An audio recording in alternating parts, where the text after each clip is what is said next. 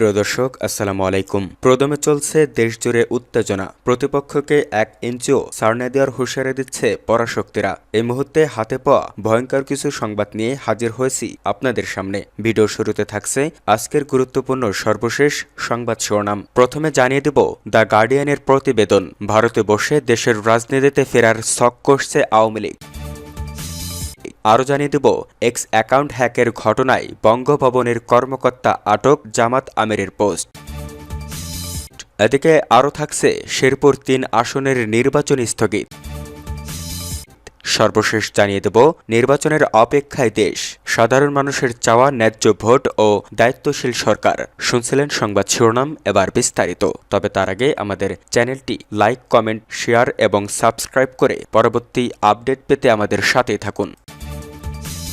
The গার্ডিয়ানের প্রতিবেদন। ভারতে বসে দেশের রাজনীতিতে ফেরার ছক কষছে আওয়ামী লীগ। বাংলাদেশে মানবতা বিরোধী অপরাধ, হত্যা, রাষ্ট্রদ্রোহ ও দুর্নীতির মামলায় অভিযুক্ত হয়ে পলাতক থাকা আওয়ামী লীগের শীর্ষ নেতারা বর্তমানে ভারতের কলকাতা ও দিল্লিতে অবস্থান করছেন। ভারতের এই দুই শহরকে কেন্দ্র করেই দল পুনর্গঠন ও রাজনৈতিক প্রত্যাবর্তনের কৌশল নির্ধারণে ধারাবাহিক বৈঠক, যোগাযোগ ও সমন্বয় চালানো হচ্ছে। এমন তথ্য উঠে এসেছে আন্তর্জাতিক সংবাদ মাধ্যম দ্য গার্ডিয়ানের এক অনুসন্ধানী প্রতিবেদনে। 2024 সালের জুলাই গণঅভ্যুত্থানের মুখে টানা 15 বছর ক্ষমতায় থাকা সাবেক প্রধানমন্ত্রী শেখ হাসিনা দেশ ছেড়ে ভারতে আশ্রয় নেন। জাতিসংঘের এক প্রতিবেদনে বলা হয়, ওই সময় সরকার বিরোধী আন্দোলন দমনে আইনশৃঙ্খলা বাহিনীর অভিযানে প্রায় 1400 মানুষ নিহত হন। ক্ষমতাচ্যুতির পর আওয়ামী লীগের হাজারো নেতাকর্মী আত্মগোপনে চলে যান বা দেশ ছাড়েন। দলীয় সূত্রের দাবি, তাদের অন্তত 600 জন বর্তমানে কলকাতায় অবস্থান করছেন। গণচাপের মুখে গত বছরের মে মাসে অন্তর্বর্তী সরকার আওয়ামী লীগের সব রাজনৈতিক কার্যক্রম স্থগিত ঘোষণা করে। একই সঙ্গে দলটিকে 12 ফেব্রুয়ারির জাতীয় সংসদ নির্বাচনে অংশগ্রহণ ও প্রচারণা থেকে নিষিদ্ধ করা হয়। আওয়ামী লীগের শীর্ষ নেতাদের বিরুদ্ধে হত্যা, মানবতা বিরোধী অপরাধ ও দুর্নীতির অভিযোগে বিচার কার্যক্রম শুরু হয়। প্রতিবেদনে উল্লেখ করা হয়, গত বছরের শেষ দিকে একটি যুদ্ধাপরাধ ট্রাইব্যুনাল শেখ হাসিনাকে মানবতা বিরোধী অপরাধে দোষী সাব্যস্ত করে মৃত্যুদণ্ড প্রদান করে। তবে শেখ হাসিনা এই রায়কে মিথ্যা ও রাজনৈতিক উদ্দেশ্য প্রণোদিত বলে প্রত্যাখ্যান করেছেন। অভিযোগ রয়েছে, তিনি ভারত থেকেই দলীয় সিদ্ধান্ত ও কৌশল নির্ধারণে সক্রিয় ভূমিকা রেখে চলেছেন। দ্য গার্ডিয়ান জানায়, দিল্লিতে গোপন অবস্থানে থেকে শেখ হাসিনা প্রতিদিন দীর্ঘ সময় ধরে দলীয় নেতাদের সঙ্গে ভার্চুয়াল ও সরাসরি বৈঠক করেছেন। বাংলাদেশে থাকা নেতাকর্মীদের সঙ্গে নিয়মিত যোগাযোগ রাখছেন তিনি। আওয়ামী লীগের ছাত্র সংগঠন ছাত্রলীগের সভাপতি সাদ্দাম হোসেন সহ একাধিক সাবেক মন্ত্রী ও সংসদ সদস্যকে কলকাতা থেকে দিল্লিতে ডেকে কৌশলগত বৈঠক করা হচ্ছে বলেও প্রতিবেদনে বলা হয়। আওয়ামী লীগের পক্ষ থেকে দাবি করা হচ্ছে, দলকে নির্বাচনে অংশ নিতে না দিলে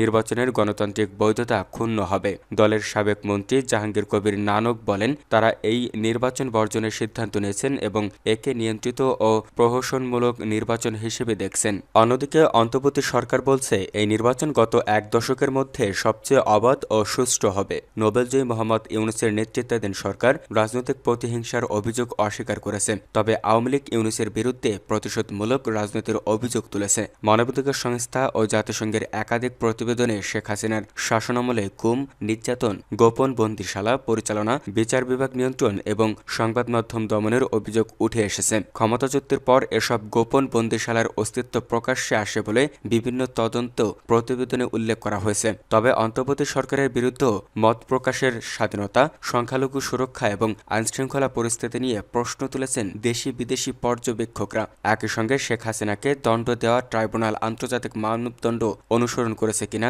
তা নিয়েও বিতর্ক রয়েছে। আওয়ামী লীগের নেতারা দাবি করেছেন, ক্ষমতা পরিবর্তনের পর দেশজুড়ে প্রতিশোধমূলক প্রতিহিংসতায় তাদের শত শত নেতাকর্মী নিহত বা কারাবন্দী হয়েছেন। তাদের ভাষ্য, দেশে ফিরলে প্রাণনাশের আশঙ্কা রয়েছে বলেই তারা ভারতে আশ্রয় নিয়েছেন। প্রতিবেদনটিতে ভারতের ভূমিকা নিয়ে প্রশ্ন তোলা হয়েছে। বাংলাদেশের পক্ষ থেকে শেখ হাসিনার প্রত্যাপনের অনুরোধ জানানো হলেও ভারত এখনও এ বিষয়ে কোনো পদক্ষেপ নেয়নি। সম্প্রতি দিল্লিতে এক সমাবেশে শেখ হাসিনার বক্তব্যের পর বাংলাদেশের পররাষ্ট্র মন্ত্রণালয় কড়া প্রতিক্রিয়া জানিয়ে একে দেশের জনগণের প্রতি অবমাননাকর বলে উল্লেখ করে। কলকাতায় অবস্থানরত আওয়ামী লীগের একাধিক নেতা মনে করছেন, আসন্ন নির্বাচন ব্যর্থ হলে দেশের রাজনৈতিক অচলাবস্থা তৈরি হতে পারে। তাদের ধারণা, সেই পরিস্থিতিতে জনগণ আবার আওয়ামী লীগের দিকেই ঝুঁকবে। সাবেক সংসদ সদস্য তানভীর শাকিল জয় স্বীকার করেছেন, দলটি অতীতে কর্তৃত্ববাদী ভূমিকা পালন করেছে এবং 2018 সালের নির্বাচন পুরোপুরি গ্রহণযোগ্য ছিল না। তবে তার দাবি, পরিস্থিতি দ্রুত বদলাবে এবং আওয়ামী লীগের এই নির্বাসন দীর্ঘস্থায়ী হবে না। এক্স অ্যাকাউন্ট হ্যাকের ঘটনায় বঙ্গভবনের কর্মকর্তা আটক, জামাত আমিরের পোস্ট। এক্স অ্যাকাউন্ট হ্যাকের ঘটনায় এক ব্যক্তিকে আটক করায় আইনশৃঙ্খলা রক্ষাকারী বাহিনীকে ধন্যবাদ জানিয়েছেন বাংলাদেশ জামায়াতে ইসলামের আমির ডক্টর শফিকুর রহমান। বুধবার 4 ফেব্রুয়ারি সকালে নিজের ভেরিফাইড ফেসবুক পেজে দেওয়া এক স্ট্যাটাসে এই কথা বলেন তিনি। পোস্টে তিনি লেখেন, আলহামদুলিল্লাহ, আমার ভেরিফাইড এক্স আইডি যেখান থেকে হ্যাক হয়েছিল সেই সংশ্লিষ্ট ব্যক্তিটি আইনশৃঙ্খলা রক্ষাকারী বাহিনীর হাতে আটক হয়েছে। আমি আশা করি এখন ন্যায় বিচারটাও পাবো এবং তা খুবই প্রয়োজন। দেশে সাইবার অপরাধ নিয়ন্ত্রণ ও আসন্ন নির্বাচনকে সুষ্ঠু করার পক্ষে এই ধরনের আইনি উদ্যোগের কোনো বিকল্প নেই। শাস্তি নিশ্চিত হলে অনেকেই সমাধান হয়ে যাবে। তিনি আশা প্রকাশ করে বলেন, এখান থেকে অনেকেই শিক্ষা হবে। অপেক্ষায় রইলাম আইনের বাস্তব প্রয়োগ দেখার জন্য। অতি অল্প সময়ে যথার্থ পদক্ষেপ গ্রহণ করার জন্য আইনশৃঙ্খলা রক্ষাকারী বাহিনীকে ধন্যবাদ। শেরপুর 3 আসনের নির্বাচন স্থগিত। শেরপুর 3 শ্রীবর্দী ঝিনাইগাতি আসনের জামাতে ইসলামের বৈধ প্রার্থী নুরুজ্জামান বাদল মারা যাওয়ায় গণপ্রতিনিধিত্ব আদেশ আরপিও অনুযায়ী উক্ত আসনের সংসদ নির্বাচন স্থগিত করা হয়েছে। বুধবার 4 ফেব্রুয়ারি নির্বাচন কমিশন ইসি সচিবালয়ের সিনিয়র সচিব আক্তার আহমদ এই তথ্য জানিয়েছেন। আইন অনুযায়ী নির্বাচনী বিধান গণপ্রতিনিধিত্ব আদেশ আরপিও 1972-এর অনুচ্ছেদ 17-এর 1 উপধারায় বলা হয়েছে, যদি মনোনয়নপত্র প্রত্যাহারের সময়সীমা পার হওয়ার পর এবং ভোট গ্রহণের আগে কোনো বৈধভাবে মনোনীত প্রার্থী মৃত্যুবরণ করেন, তবে সংশ্লিষ্ট আসনের নির্বাচনী আইন অনুযায়ী এক্ষেত্রে মৃত ব্যক্তিকে অবশ্যই নির্বাচন কমিশন কর্তৃক বৈধ প্রার্থী হিসেবে স্বীকৃতি দিতে হবে। প্রার্থীর মৃত্যুর খবর নিশ্চিত হওয়ার পর সংশ্লিষ্ট রিটার্নিং কর্মকর্তা একটি গণবিজ্ঞপ্তির মাধ্যমে ওই আসনের নির্বাচনী কার্যক্রম বাতিলের ঘোষণা দেবেন এবং পরবর্তী সময়ে কমিশন নতুন তফসিল ঘোষণা করবে। তবে আইনে কিছু বিশেষ ব্যতিক্রম রয়েছে। যদি মৃত ব্যক্তি বৈধ প্রার্থী হিসেবে চূড়ান্ত হওয়ার আগেই মারা যান অথবা ওই আসনে একই দলের বিকল্প কোনো বৈধ প্রার্থী বিদ্যমান থাকে, তবে নির্বাচন স্থগিত করার প্রয়োজন পড়ে না। কার্যক্রম তাৎক্ষণিকভাবে বাতিল বা স্থগিত করতে হবে। এর আগে গত মঙ্গলবার রাত 10টার দিকে ওই আসনের জামাত প্রার্থী ও জেলা জামাতের সেক্রেটারি নুরুজ্জামান বাদল অসুস্থ হয়ে পড়লে শ্রীবর্দী হাসপাতালে নেওয়া হয়। অবস্থার অবনতি হয় তাকে ময়মনসিংহ মেডিকেল কলেজ হাসপাতালে পাঠায় চিকিৎসক। সেখানে নেওয়ার পথেই মারা যান তিনি। পরিবার ও স্থায়ী জামাতের নেতাকর্মীরা জানান, বাদল দীর্ঘদিন ধরে কিডনিজনিত রোগে ভুগছিলেন। দুপুর 2:30টায় শেরপুর পৌর ঈদগাহ মাঠে এবং বিকেল 5টায় শ্রীবর্দীর সরকারি কলেজ মাঠে তার জানাজা অনুষ্ঠিত হওয়ার কথা রয়েছে।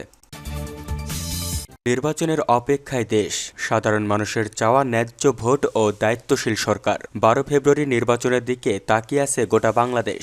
সব শ্রেণী পেশার মানুষ চাইছেন সুষ্ঠু নির্বাচনের মাধ্যমে দেশের দায়িত্বে আসুক নির্বাচিত সরকার। বিশ্লেষকদের মতে গ্রহণযোগ্য নির্বাচনের পর পরাজিত দল বা জোটকে নিতে হবে শক্তিশালী বিরোধী দলের ভূমিকা।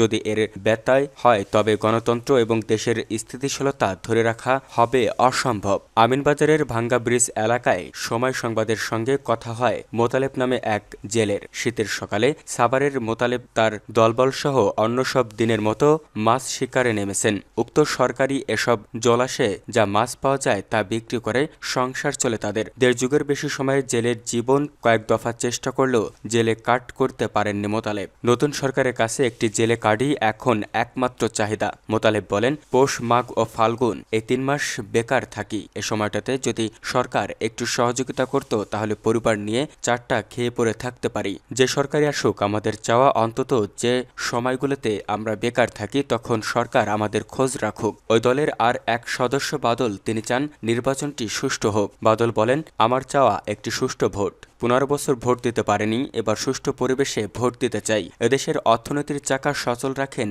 এসব সাধারণ মানুষ। রূপগঞ্জের মাইসারা বেগমও শ্রমজীবীদের প্রতিনিধি।